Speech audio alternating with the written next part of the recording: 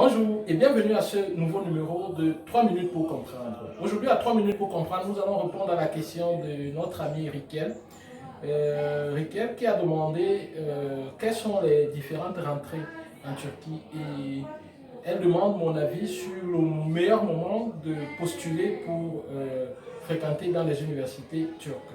Voilà. Riquel, merci déjà pour cette question et pour répondre, je dirais simplement que en fait, les rentrées scolaires en Turquie, généralement, c'est comme dans tous les autres pays, comme au Cameroun également, comme au Sénégal, comme au Tchad ou en Côte d'Ivoire.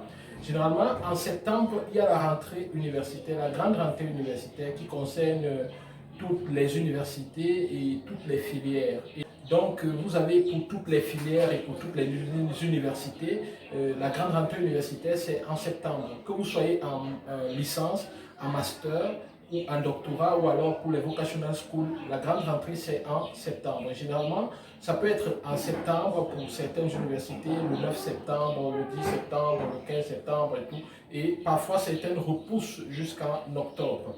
Maintenant, en février, il y a une autre rentrée. Cette rentrée de février, généralement, concerne les niveaux master et doctorat.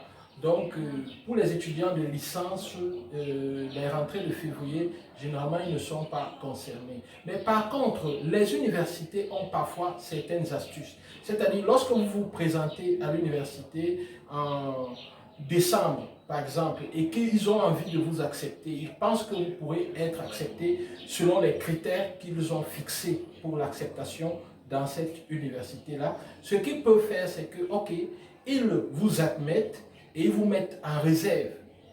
Et par contre, si vous n'avez pas, peut-être votre formation est en turc et que vous devez faire des cours de turc, lorsqu'ils vous admettent, vous commencez les cours de turc. Donc, vous êtes pris comme étudiant en, disons, en architecture, mais par contre, vous commencez les cours de turc en janvier, par exemple, jusqu'à ce que le processus d'admission en licence démarre. Ils vous mettent directement, dès que le processus d'admission en licence démarre, parfois ça peut démarrer en mai ou en juin, ils vous mettent directement dans le contingent de licence. Donc c'est une astuce que certaines universités développent pour que lorsque vous arrivez, vous n'ayez pas de problème. Maintenant, pour répondre au deuxième volet de sa question, celui de savoir quelle est la meilleure période, je pense que, à mon avis, je peux conseiller. Pour moi, il n'y a pas de meilleure période. Ça dépend de vous.